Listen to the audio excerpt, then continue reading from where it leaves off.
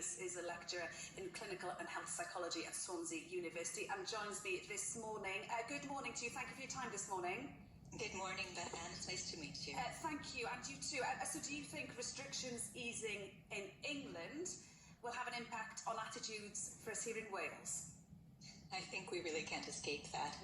We're quite close, and I think that a lot of people, at least in our research, have said that they found different rules across the countries to be very, very difficult, and that they've wanted consistency across the different countries, and that's something that we've honestly very rarely seen, and especially for such a big issue.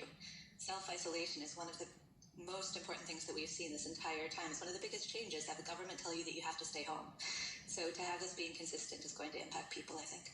Is this what they call the alert fatigue? It's reaching its peak, risking more confusion, just too much information to people to really get on board, and that they end up just maybe ignoring the advice?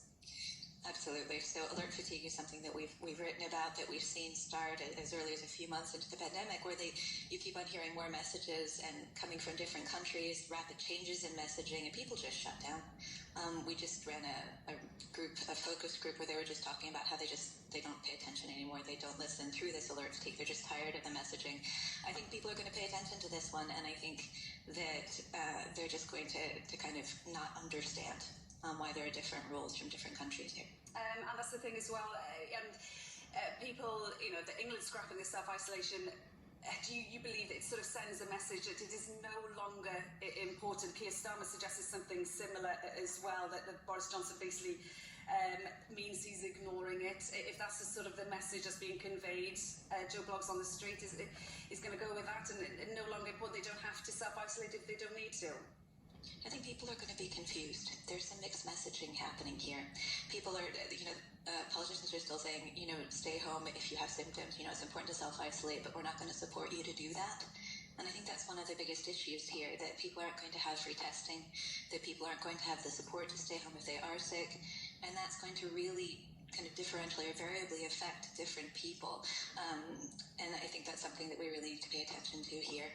Certainly, because and also sometimes you may have COVID before symptoms arise, and also it's just a cold. They will carry on going to work. We heard earlier this morning, you could have COVID, you could infect up to 7 people around you, because the argument was, what about something like influenza, where you may just infect, not just, but you'd infect just maybe one person compared to COVID, and if people don't stay at home and they do continue to go to work, it's very problematic.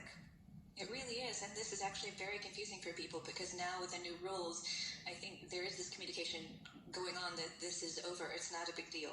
I think there's been a lot of communication in our groups around, well, if they're not wearing face masks, why should I? Or if they're not doing this, why should I? And now that they're not supporting self-isolation, why should I do it? I think there's still going to be a sense of really collective well-being and people trying to support each other.